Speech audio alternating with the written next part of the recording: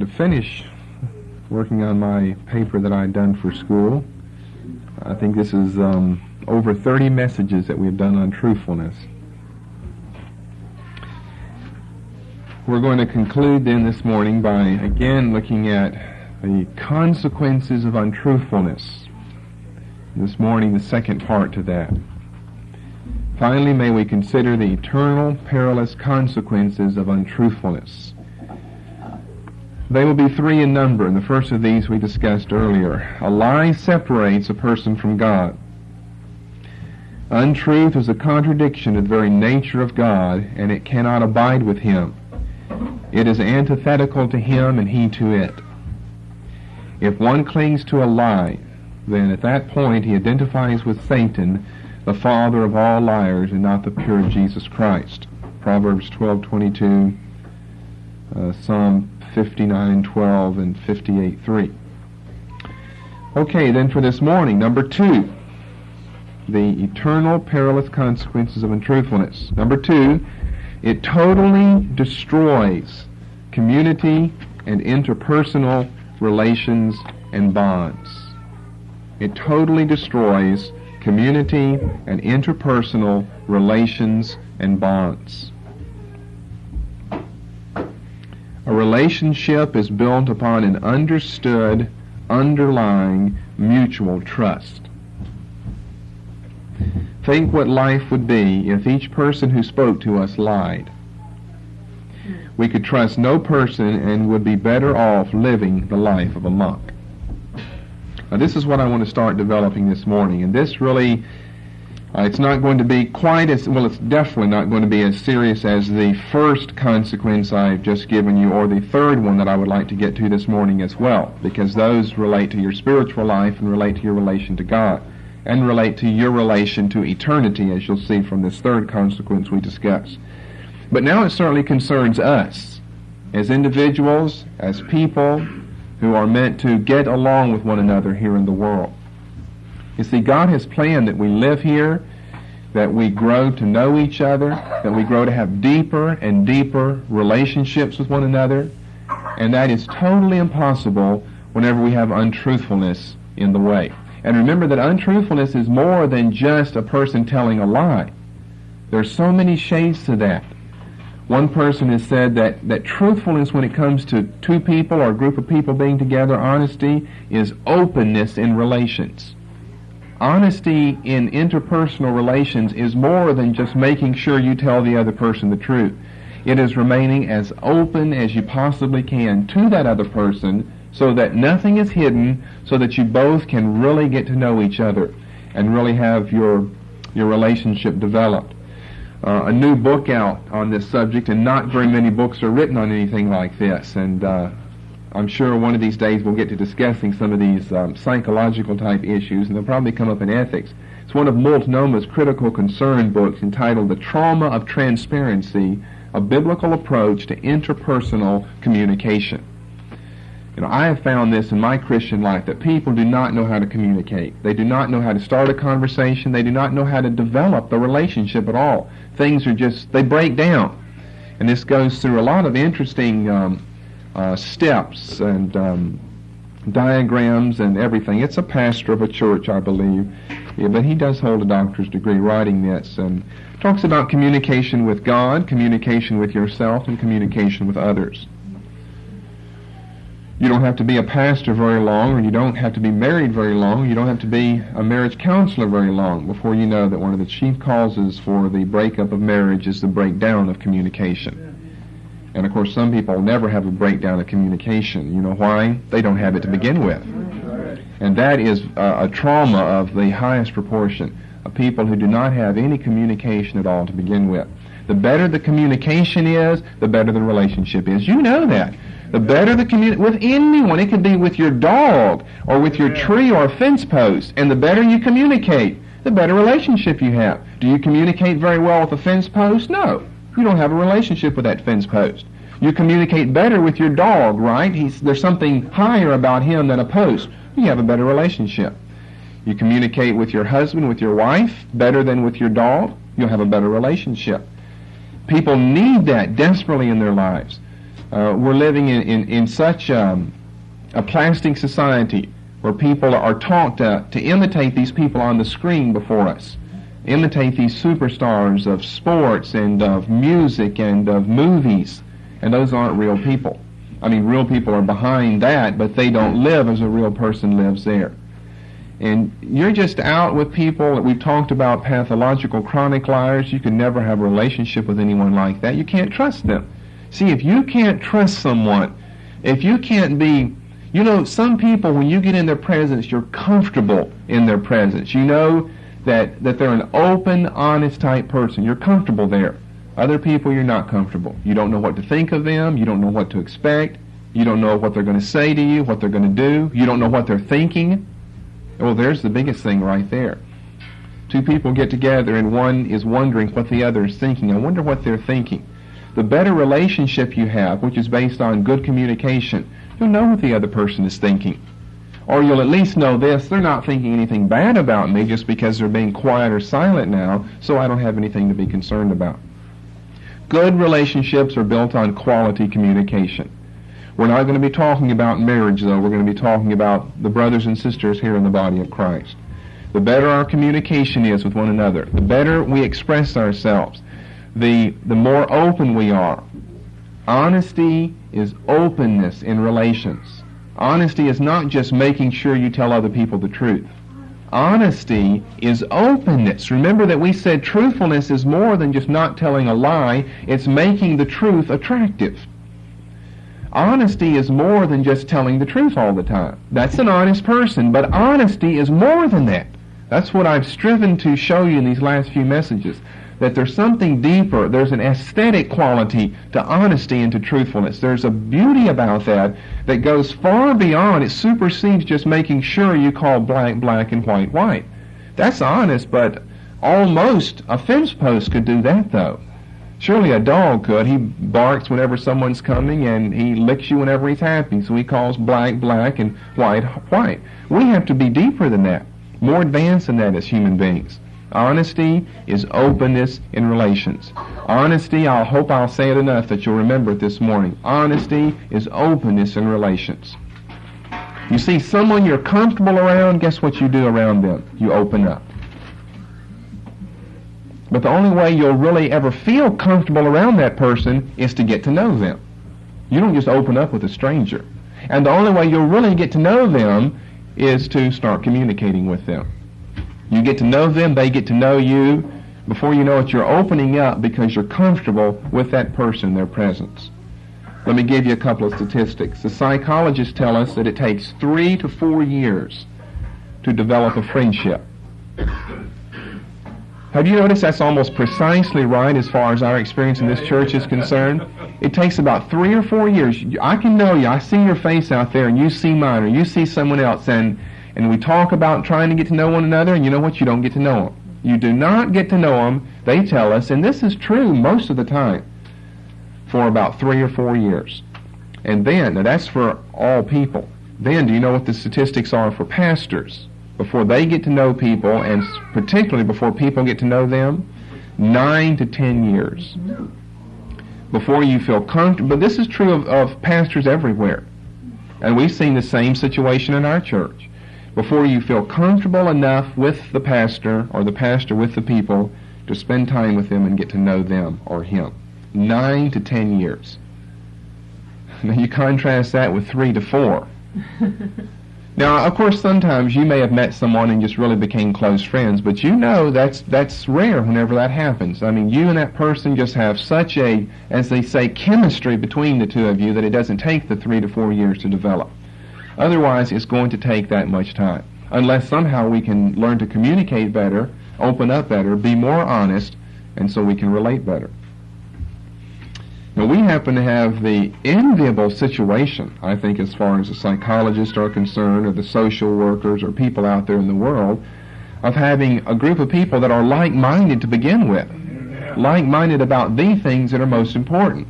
And we may like different foods, or different cars, or different clothes, but we are like-minded about the most essential and important things in life, and the life to come as well. How much easier it should be for us to have at least a starting block from which to run this race of trying to open up and communicate with one another better. The psychologists tell us, and we've all experienced this in our life, that the degree to which a person will not open up often is dependent upon the number of times they have opened in the past and been hurt. Well, how true that is as well. It's often dependent. The people that will not, the degree to which they will not open up is often dependent upon the number of times in the past they've opened up and been stung by it. But we are a new creation in Christ, so we should bury all of those past experiences. I can remember some of those in earlier unsaved schooling days. You wanted to get to know this person or that person, and you made an attempt, and they just turned their nose up at you. But that should not happen in the Church of Jesus Christ, though. So we don't have that to be concerned about. But some people are very concerned about that. They keep themselves, they stay a recluse because they've reached out to others and been hurt in the past. Which really shows they're basically a weak person. They just cannot stand to be hurt again. And it seems like you find more women like that than men. Because it seems like women are the ones who develop deeper relationships than men. Men are just kind of an island unto themselves anyway, independent. And women have more of a dependent nature, and so it seems as though they develop deeper friendships. And you think about that. Isn't that most of the time true? Sisters that are friends or girlfriends who call up each other on the telephone. And men don't call each other on the telephone and chat and say, let's do this or do that. Women do that. Just chat, chat, chat. Sometimes that's good, sometimes that's bad. Remember, Paul warns against busybodies and idle women in 1 Timothy chapter 5. Why didn't he warn men about that? I don't guess they need that type of warning. That's a general principle, but so we're talking in generalities now. But I don't guess men need that type of warning, and women do. So maybe I'm saying that the women have a head start on those of us who are men as far as developing relationships are concerned. They just seem to know how to love better. Men don't cry, they don't love, they don't have emotion, they don't feel anything. We as Christian men should be different.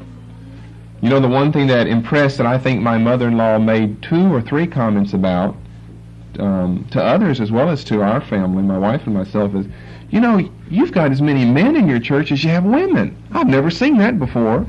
And how right she is. Every church you go to, they have more women there because the husbands stay home and eat crackers and drink beer and watch the Los Angeles Lakers and the Celtics on TV, or go out and mow the lawn or fish or hunt or play golf or do something, and the women trudge off to church and bring all the children in the van behind them. And it's not true in our church. We've got as many men. I haven't counted them up, but you can look around and you see a wife and you see a husband sitting beside her. And in so many churches, you see many wives, no husband sitting beside them at all. So God has already done a work in bringing so many men here. Women they're easier to reach with these things. They're more emotional. Men don't want to get this, religion of Christianity. It's too emotional. You might cry, and you got to be poor in spirit and meek and humble and all that. And what man likes those characteristics? Well, that's just because of our old American Greek influence that those things should be characteristic of women and not of men. That those, in other words, are vices instead of virtues. But to be a man with a tender heart, a good, warm heart, that is a virtue as far as Christ is concerned. For a man to be gentle and kind and warm and tender-hearted, that's a virtue. That's not a vice. Now, he shouldn't be a sissy, I don't mean that, but a sissy is something different than having a warm gentleman's heart. Sometimes it's very difficult to break through in some men's lives. So honesty is openness in relations. The only way you'll get to know someone else is to be honest with them. And being honest isn't just telling them the truth. It's being as open as possible. And so this is why we're looking at relations. What happens there is one of the consequences of untruthfulness. Because when a person is untruthful, now in the technical legal sense, when a person tells you a lie, and you've caught them in telling you a lie, how long do you think your friendship is really going to last? So you can't trust that person anymore. And then they tell you another lie, and you find out that. And then you're told another lie, and then you tell them a lie, and they find out about it. That destroys community and interpersonal relations and bonds. I think that I would even say it like this. I've said before that learning to pray is an art, that prayer is an art, so is fellowship. It's an art. Some people know how to do it better. Some people they're just more honest. They're more open. They can just get into a group and open up and be warm and have fellowship and communicate well with other people. And although I'm not going to labor the point of marriage, marriage is so important. It's the basic of all God-ordained human institutions. It came before government, it came before state, it came before church, it came before all of that. It's the basic thing according to Genesis chapters 2 and 3. So since it is so basic and so important in the heavenly economy, and because I'm not going to specifically labor that point, I don't want to pass by it too briefly. That is what causes problems in marriage, when people fail to communicate. Oftentimes, the woman wants to know what her husband does at work so she can identify with that part of his life that she is missing. She is missing a part of his life that she will never, ever participate in. So you're going to have to invent a way that she can share that part of your life. You're two people who live together, but you're two people who are living two different lives. She lives at home, if she's a scriptural wife, and you live away from home. You almost live more hours away, at least waking hours. You live more hours away than you do at home. Now, she doesn't come to work with you unless, it's a rare occasion when she does. So you've got to do something about that. Now, I think this is true of most women. If you're not a woman who's curious about your husband's affairs that day, then you have a problem as far as I'm concerned. You cannot grow if you don't grow together. He's growing on the job, you're growing at home, and so you know what you're doing? We call it growing apart. You're both growing, but you're growing apart. You're not growing together. And that's been a complaint of some women in our church of some of their husbands' lives. They want to know if she's a true woman at all. What did you do today? Doesn't matter if she understands what you did, just tell her what you did anyway. It helps her to identify with that part of your life that she's missing out on. And the same should be true of the husband. I know whenever I get home from work, that's one of the first things I ask is, what did you do today? I don't want to just, see, I've missed 8 or 10 hours of life at my home, of that little residence. I missed that, and I can never experience that. It's gone. So I have to have someone that did experience that who can fill me in on the details. Amen. And that's supposed to be what dinner time and when you get home from work is all about. What did you do today? Now again, if some people are not interested, I would just say the person has a problem. If the husband gets home and he's so caught up in his work that he's not interested as to what happened in his wife's day around the house, then he has a problem. That's what breaks marriages up. He's growing apart at work, and he's getting more and more attached to people at work, and some of them are females, and some of them are his secretaries. And she meets the meter man and the milkman and the postman and everyone at home. And these little things are not just little stories to laugh about, they really happen. She runs off with the postman, and he runs off with his secretary. Why? They were living in a similar type world, and as a result, they were growing closer together. His secretary spends more waking hours with him than his wife does. That's going to pose serious problems. Very serious problems. If she's spending some time with a man somewhere else, that's going to pose serious problems in the marriage from her perspective. So a word or two to the wise is sufficient as far as marriage and its communication is concerned. And we will discuss that more later. It's common sense. It's nothing new. I didn't get a new revelation yesterday on this to come and teach you, but it's something that people know and they don't practice. Why they don't practice, I don't know. I just have an insatiable curiosity as to what happened around my house. I want to know who was here, what was in the mail, what did the children do, what time did they go down for bed, what did you do today? Those are the first questions I can think of. I can't think of anything else. I don't want to know what happened across the street or next door. I can't think of anything else I should be interested in when I get home except my home. And if I've been away, I can't think of anything my family would be interested in except what I did while I was away. And so when you come back together, really you've got to live two different lives, and see if you were just one person, you only get one life. So you get two lives, two experiences. If you'll join them together, you ought to be a more complete person then. Amen. See, someone else gets to live 8 hours that you don't get to live. But while they're living those 8, you're living your 8. So you've got your 8 lived, then you come home, they share their 8 with you, you got those benefits, you live 16 hours for the 8 hours that you experienced. Well, really, that's true. That's the way I think of it, that I didn't get to do all those things around the house, but someone else did. Now I know all about it. So you get 2 birds with 1 stone, as they say. Amen. You get to live 16 hours while you're really only living 8. It's a lot easier to do it that way. Instead of trying to keep home 8 hours and go to work for 8 hours, some women try to do that and literally live the 16 hours. And that breaks marriages up as well. Amen. The children grow up with wiry hair and smoke coming out of their ears. Everything is just utter confusion around the house. So it totally destroys community, interpersonal relations, and bonds. Now, U.S. News and World Report a few months ago came out with this issue of all things, lying in America. Public concern over honesty and standards of behavior has reached the highest level since Watergate. The title of the article, A Nation of Liars, that's what we're becoming. A nation of liars. You see all the Pinocchios there? A nation of liars is what we're becoming.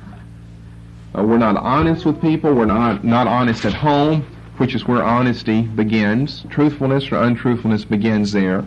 We're not honest when we go out on the job. We're a flaky, fakey, plastic type of person out in the real world. We don't talk to people. We don't communicate. Now you say, well, I try and they don't. Well, sometimes you find that problem. You're real, but they're a plastic person, and so you can't communicate. You can't talk to a plastic item out there, just a commodity like it was printed in the shop somewhere, and all people are coming out with the same print from the same mold. Just plastic people who want to tell dirty jokes or talk about the weather, and that's about all they have to say. You have a severe intellectual handicap if that's all you know to talk about, dirty jokes and the weather. And some of these people have been to high school and college, and that's still all they know to talk about. Nothing else to talk about but be critical of our president or lie about something or tell dirty jokes. You think you've got a high school or college education. Surely there are more meaningful, worthwhile things to talk about. Think how much we looked earlier in Matthew 12:37. By your words you'll be justified. By your words you'll be condemned. Think how much more worthwhile things there are to talk. You can actually grow through talking to other people. That's right. Talking to others and listening to what they have to say is the way you learn. Think of the billions of hours that have been wasted in all of humanity's life by getting together and talking about things, and you didn't learn anything. It was just nothing but idle talk. You didn't learn anything at all. Billions of hours wasted. Think of how we could grow if we spent our time more wisely. Spend our time either quietly meditating on something or talking to others and listening to what they had to say and learning something through that. Well, I thought it was very appropriate for an article like this to come out at this time. A nation of liars. Let me just read you several things from this article that are just fascinating. Shows what's happening in our society and culture. You know, some of the historians, I'm thinking of one in particular who gave 3 great causes or reasons for the decline and fall of the Roman Empire in the year 476 A.D. See, Rome lasted for several hundred years, close to a millennium of time. But Rome fell in the late 5th century A.D. Why? Rome had been a great power, ruled the whole world. Ruled longer than Babylon. Remember, Babylon just ruled 70 years, and then she's down the tube. Medo-Persia comes on a few hundred, she's gone. Greece, a few hundred, she's gone. Rome comes on the scene. City birthed on 7 hills, and it lasts until the last quarter of the 5th century A.D. And why did it fall? Well, this secular historian, his first reason was the disintegration of the Roman family. The disintegration of the Roman family. What I mean by that is divorce, adultery, single-parent homes. Say, I thought that was just... No, that's not just modern 20th century America. History goes through cycles, we're told in Ecclesiastes chapter 1. We're in that same cycle. We have been a great nation. We've never ruled as long as Rome, but we have been a powerful, powerful nation, the United States of America. We've exerted our influence through our movies that we ship abroad, through our technology, through our language, all over, through our forms of higher education, all over the world. There are good schools in other societies, such as Japan. Japan has an excellent school system, far better than our school system. Why is it that we have so many Japanese people come over here for graduate studies? Because we have the best graduate schools in the world. Now, they have good elementary and secondary education programs, good schools there in Japan. Why is it we have all of these, foreign, and generally it's Eastern people. We have all these foreigners over and they major in, mathematics and electrical engineering and computers and all of this, or from China and from Korea and from Japan. We have the best graduate school record in the world. Think of the schools that we have here in the United States of America. So we are influencing the world tremendously. We still are. But what's happening in America? The family is disintegrating. This clearly in my mind is a sign of the times. Amen. A nation cannot last long when families break up. That is what holds the nation. That holds the job, which holds the county, which holds the state, which holds the country together. Amen. It's the basic thing.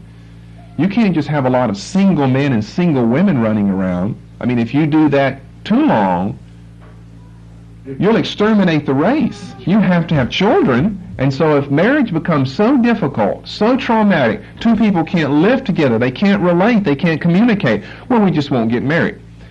And we're not even going to shack up, what with herpes and AIDS running around, and so I'm going to live the single, monogamous life. And, well, that's going to be a disaster for human civilization before too long. We're leading the pace right now in the world, and our society is coming apart at the seams. And as I've so often said, we have had the privilege, if you want to think of it that way, of living through the decade of decades in our recent history, the 1960s. I mean, it's not just my opinion. A lot of people, when they study this, they say, well, now, that's just our perspective on a time that's recent. If we just looked back early enough in American history, we'd find other times like that. No, I don't think so. I think that you have your good times, your bad times, but nations and the experience of the globe goes through cycles. Rome went through a cycle. It reached its zenith of power, and as the old saying goes, whatever goes up must come down. Amen. With the exception of space rockets and things like that. Whatever goes up must come down. A nation that rises is going to fall. Name one that's not true of. Just name one. And we've got this ridiculous notion as charismatic Christians that this is God's nation that will live forever. Name one nation that has not fallen after its rise. You can't name one. The Chinese have gone through great times of up and then down.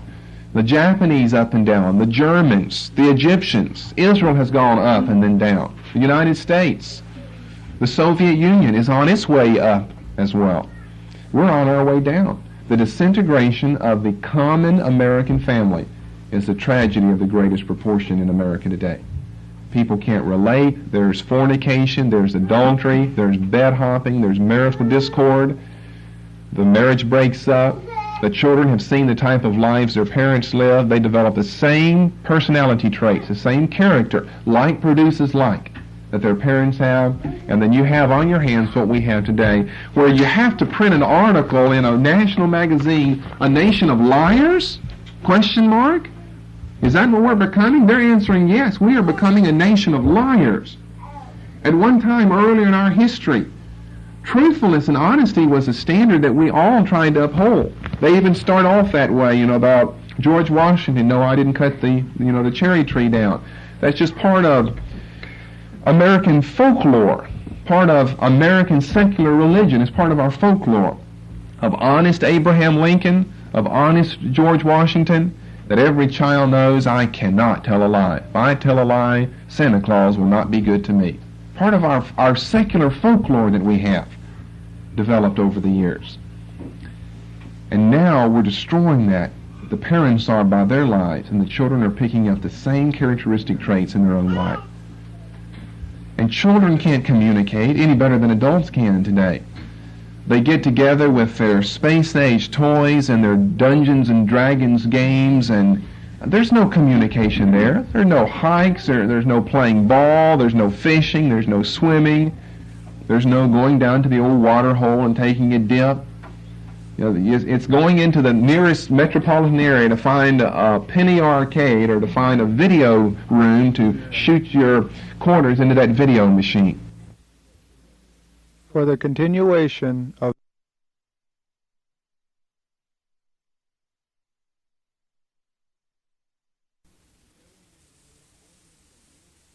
going into the nearest metropolitan area to find a penny arcade or to find a video room to shoot your quarters into that video machine. And that's the way children are spending their lives now. Oh, we've got to be different than that. We'll go right down with this country. You can't uphold a country. I mean, you'd have to be Atlas to hold this country on your shoulder, and there's no sense. It's going to go down anyway. But I find that very interesting that a secular historian ranks that as the #1 cause for the decline and fall of the Roman Empire. Many have been the books written with a title similar to that, The Decline and Fall of the Roman Empire. Professional historians look back and ask themselves these searching questions: what caused Rome's decline and fall? And what for one eminent historian came out as the top choice, the disintegration of the average Roman family. Divorce, remarriage, abortion was practiced by the Romans. And we're jumping into that same part of the cycle that saw the fall of the Roman Empire. And anyone who's a thinking person at all would realize America cannot continue to exist like it is today. It just cannot continue to exist this way. Well, he listed some other reasons. I won't go into those. I'll just mention one other that I found interesting was the almost total dependence of the people on the state for welfare. See, at one time the Roman people worked, a man worked for his own wages. But as the country becomes prosperous and big, see, we haven't always had welfare in this country. We haven't always had Social Security. We haven't always had income tax. That's just 20th century America. That's just this year. When a country becomes big and prosperous, you know what? All of a sudden it has enough money now to take care of all of its older citizens by pension, Social Security, welfare. The more dependent people become on that, it changes your whole mentality of work and what life is all about. And that was the second reason he listed for the decline of the Roman Empire. Well, we'll look at that more in some other studies, I'm sure. You find those things interesting. We're living in the last days, though. Going to be a confederation of 10 nations join Antichrist. Well, we have seen things similar to that take place in our day and age. In 1960, 6 European nations joined together and called themselves the European Common Market. It's no longer called that. It's the EEC, the European Economic Community today. Now there are 12 nations.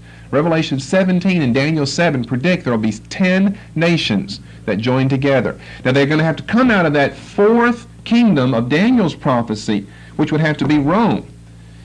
You see, the other kingdoms, Babylon, Medo-Persia, and Greece, were conquered by a kingdom that came after them, and that kingdom then rose up as a new one. Babylon was conquered, watch this, by Medo-Persia, and then Medo-Persia became dominant.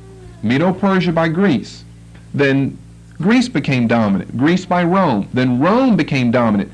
Rome in 476 by the invading Goths, Visigoths, Ostrogoths. But did they become the New World Empire? No. They sacked Rome under Alaric in 410, and the city finally falls in 476 AD. But you have no new kingdom to rise from the ashes, which would mean Daniel's prophecy is true, that the last kingdom before Christ comes will be a revived form of the Roman kingdom, because no kingdom ever overtook that. Now, could it come from Japan? No, because Rome broke up into the European nations. And then, of course, from where did we come? But from Europe. Japan could never be one of those nations, or Korea, or none of that could ever. Those did not owe their derivation to the Roman Empire. But your countries like Germany and France, Italy itself, England, By extension, across the North Atlantic, the United States of America. Say, well, there are 12 nations that have joined the EEC now. Well, you can easily subtract 2 whenever they disagree over some policy. Antichrist is going to come on the scene. You're going to have a whole world government, economically, politically, and religiously. The problems, think how large. I was telling my wife this the other day. I said, we have reached a stage in history because of the Industrial Revolution, via telephone, via satellite, where we are in touch with any person on the globe at a snap of the fingers. Right. Now, how could 10 nations in antiquity ever really be joined together when you're separated by hundreds of miles? Right.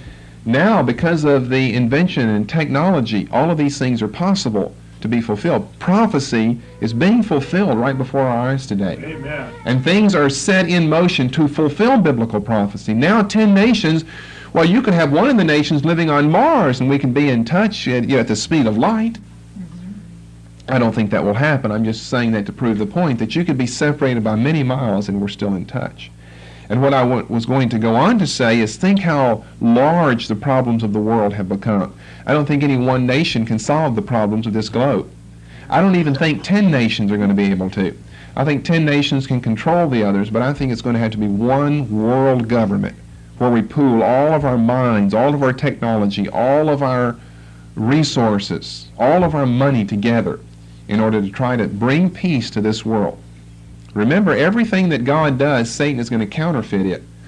God has his Messiah and Satan has his, that we call Antichrist. Christ is going to come as a Prince of Peace and bring peace. Antichrist is going to bring a pseudo-peace. Israel's going to enter a covenant for 3.5 years with Antichrist.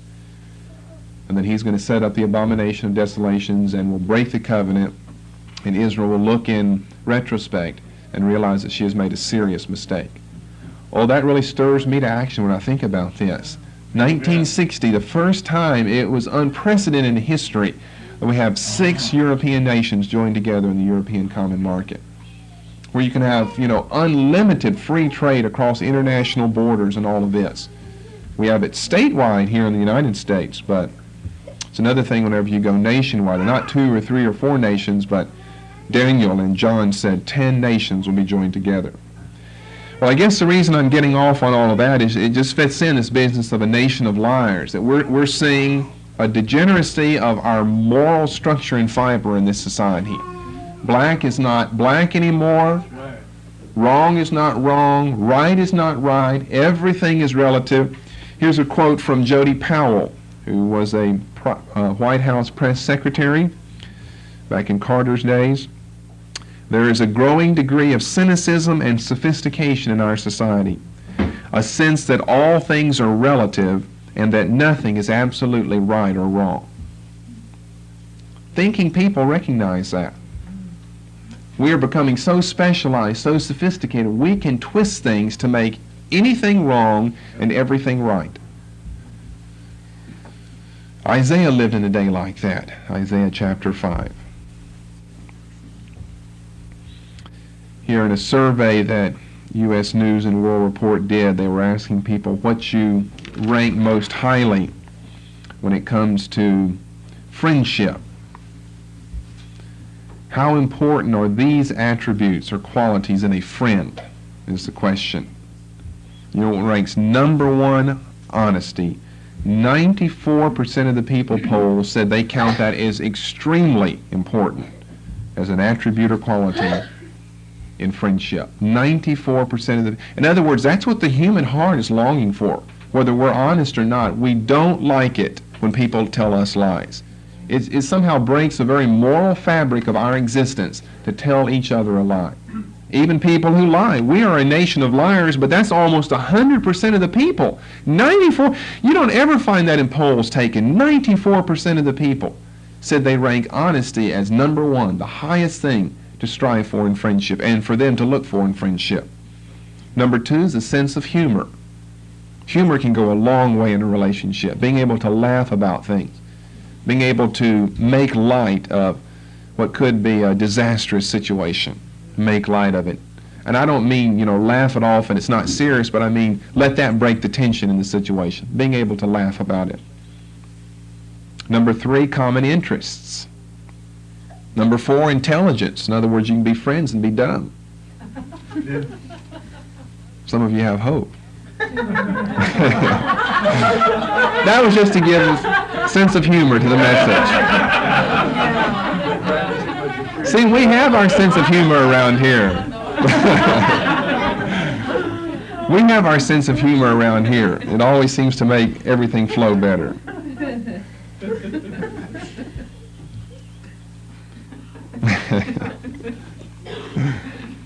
Well, I know that I'd hate to be a part of a church if all the pastor did was just frown and just browbeat everyone, I guess you'd kind of think that he's Moses and you're supposed to be Joshua. Be perfect in life, They rank number 5, the last thing on the list, looks, dress, and appearance. Number 5, looks, dress, and appearance. That's true. You can have the best of friends and they can be just as ugly as homemade sin. But if they've got these other things here, honesty and humor and common interest, then, you see, looks are what first attract people, right? Looks first attract. But then after you get past the initial introduction, pretty soon looks aren't that important anymore. Because you found out, well, they really look good, but they're a rotten individual. They're rotten to the core. And all of a sudden, those looks are not so important after all. So we're talking here not about first acquaintance, but about friendship. What are the attributes or qualities that you desire most in a friend that you think would improve rather than hamper friendship? Honesty.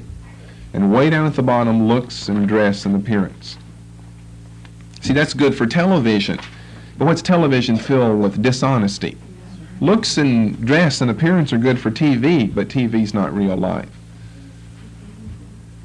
What's good in real life is quality character that's developed in a person. And honesty has to rank very high in character. Just a few other, just shotgun type reading from this article, bits and pieces. Inevitably, the truth about lying is extremely complex.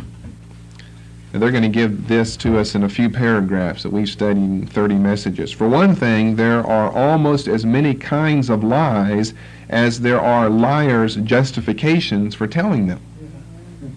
At one end of the spectrum is the white variety. Little untruths told to spare another's feelings. At the other are big lies for reasons of state, like national security.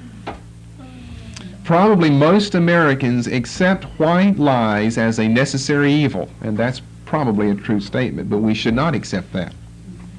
Without them, everyday life would have considerably rougher edges. What does he mean by that? Well, for instance, what would happen to family relations if you regularly told Aunt Maybelle what you really think of her clothes? You can have aunts or grandmothers that wear clothes that show that they're aunts or grandmothers. And they ask, and it's just got, talk about a lack of coordination between feathers in a hat and the color slippers she has on. The wildest colors possible. And of course, you're taught as a little boy, go tell Aunt Maybelle how beautiful she looks today. And we know that she'll be pleased. Well, we can't tell our children. Now, don't tell her to go tell Aunt Maybelle that she's ugly. But just leave the house or something until she changes clothes. We've said that you are allowed scripturally to find diplomatic ways out of it, but one diplomatic way, according to Scripture, is not lying. There are many honest statesmen who argue persuasively that if the highest officials could not occasionally lie in defense of the national security, they might risk the loss of American lives. And then they give this famous quote from Winston Churchill that appears many times, and I've given it to you before, that during times of war, the truth is so precious, she must be attended by a bodyguard of lies. But the edges of those acceptable untruths are easily blurred. Well, that's true. This is what situationalism is all about. You tell us it's okay to tell a lie, well, when? Well, it becomes pretty fuzzy. When it's okay and when it's not okay. And so the best thing to do is adopt the scriptural procedure of a prohibition against all forms of untruthfulness. Whatever the reason, whatever the cause, there is no valid reason or cause for being untruthful. And there is a huge middle range of falsehoods that Americans have traditionally viewed as unjustifiable. They can be loosely characterized as lies of expediency or cowardice, lies that give the liar an advantage he would not otherwise have, such as in business and advertising. He gives some such as inflating credentials to get a job, lies that allow the evasion of responsibility, perhaps laying the blame on others, and lies that manipulate others to achieve the liar's goal. And you'll find a lot of lies like that are used to manipulate others. It is the seeming proliferation of this broad category that worries many social critics. Why? Students of the phenomenon, watch this. Now I know why I got off on the home. See, I didn't know I was going to read this. Now I know why I got off on the home. Why? Students of the phenomenon place considerable blame on the breakdown of the traditional institutional supports for moral teaching, such as religion and family life, especially those trends like divorce that cause children to spend less time with parents. To this extent, family life is disintegrating. Kids are not being taught values about lying, cheating, and stealing. So said Theodore Hesper, the president of Notre Dame. But there are deeper social forces at work as well. We are constantly bombarded by information through the news media, especially in advertising, commercials, that is really disinformation. This woman cites TV advertising as the main villain. We're conceived, born, and deceived. By the time someone reaches age 10, he's pretty cynical. See, a breakdown of religion. The whole media is controlled by a group of left-wing liberals. The entire media is controlled by a group of left-wing liberals. They hate Reagan because he's kind of a right-wing type of old fuddy-duddy. They hate Reagan. They hated Carter because he was a fundamentalist, a Southern Baptist. They hate anything that speaks of absolutes, of morals, of right or wrong, of Puritanism, of tradition. They hate anything. All they're after is what has become now a little catchphrase, secular humanism. They are secular humanists that control that. Because religion is breaking down. It's not dependable. It's not reliable anymore. We'll give you their statistic here on that in a moment. And secondly, they say family life is breaking down. Divorce. Divorce is a horrible, horrible sin and crime. See, we live in a society where, it's marriage at first look and divorce at second thought. And because we live in that type of society, what happens? You become desensitized to what the marital bond and role is all about. It is a crime of the highest order for God to bring a man and a woman together. And He does that, whether they're saved or lost. What God has brought together, let not man put asunder. He wasn't just teaching for religious people, but for all people. It's the highest crime whenever God brings a man and a woman together. They marry, let's say they produce a child or two, and then they turn at each other 5 years later and say, I hate you, and I want out. It's the highest crime that God could think of against him as far as the family is concerned. When you're married, you are bound to go through thick and thin together. If you have problems, you married into problems, and you better stay there. Stay there until you see the problems overcome by you and your wife. People get into that, they have a little bit of difficulty, and I'm getting way ahead of myself in Christian ethics, because what brought that about was the dating game and going steady here in America, where you could date someone for a while, and if you didn't like them, you could break off. You could go steady for a while, and if you didn't like that person after a while, you gave them their ring back and you broke up with them. And so teenagers were already conditioned to this thing that, we can like each other for a while and try it out. And if it doesn't work, we can always break up.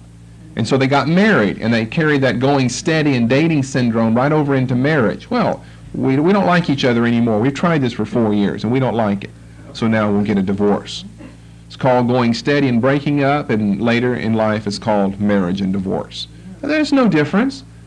Going steady and breaking up and marriage and divorce. One's just more official, and as far as God and the state is concerned, But you've got the same type of emotional, and sometimes for our generation, the same type of physical relations that take place with people going steady as you do with people who are married.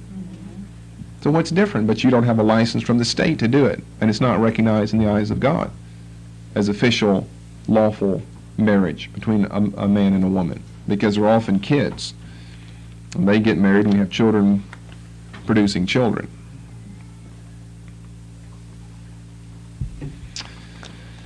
Well, see, I'm back into my field of sociology again, which is just, I guess that's why I'm so enthralled with it. You study that and you see the breakdown of traditional mores in religion and family life in America, and you see that surely we have to be in the last days. If we're not in the last days on God's calendar, we can say this: we're heading in the last days of the American economy.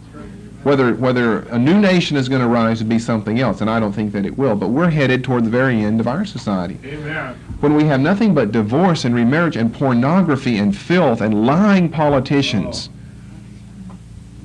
well, we're going down the tube. Amen. It happened in Rome, and it's going to happen here as well.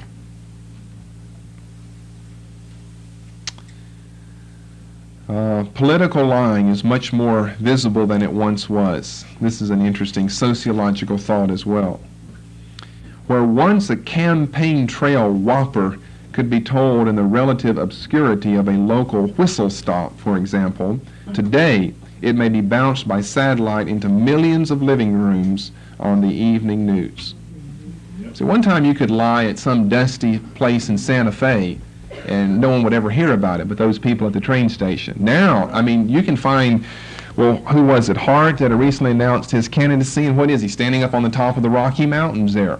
You could be out in the Atlantic Ocean or the depths of just about anywhere, and there'll be a news reporter around who has contacts back to New York and Washington, and they'll beam that right back there and beam it into, by satellite, into all the television sets in the living rooms in America. So now you see you can't get away. Well, you can get away with telling a lie, but I mean now what his point here is, earlier no one even knew about it. Just you told lies here and there and no one found out. And now our president tells us, no, we haven't done anything wrong as far as Iran is concerned. No, we didn't trade hostages for arms.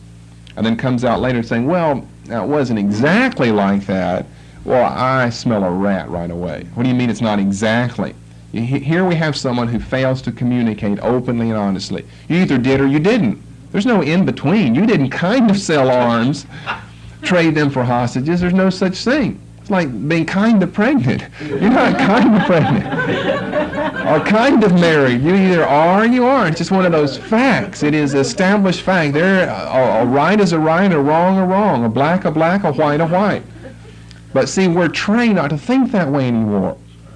And John A.T. Robinson and Joseph Fletcher are Christian teachers, teaching in Christian places. One teaches at a medical school, medical ethics, Fletcher, and John A.T. Robinson, a bishop in England, an Anglican bishop. And these are the men who have taught us situationalism, situational ethics. See, we're bred with that, to believe that there's nothing, everything is relative, nothing is absolute anymore. And if one of these days, if we ever finish Christian ethics, and you look back in history on this study, I bet one thing you'll remember more than just about anything is we talked about situation ethics just about all the time. We talked about relativism versus absolute objectives. We talked about that all the time. Well, there's a purpose for doing that. They give a poll. Let me just give you a few things here on this poll. I may have to go a little bit long this morning, it looks like. On serious subjects, how often do the following groups of people tell the truth? Now, this is a survey of 1,006 adults done February 6th through 9th. It has a 4-point margin error. On serious subjects, how often do the following groups of people tell the truth? You know who the American people rank number one? The clergy. But do you want to hear what the percentage is? 49% of the time, in important matters, they tell the truth. That means more than half the time they lie. I mean, that's the highest thing. They gave the highest percentage to clergy. And yet it's below 50% though. Again, the question is, on serious subjects, how often do the following tell the truth?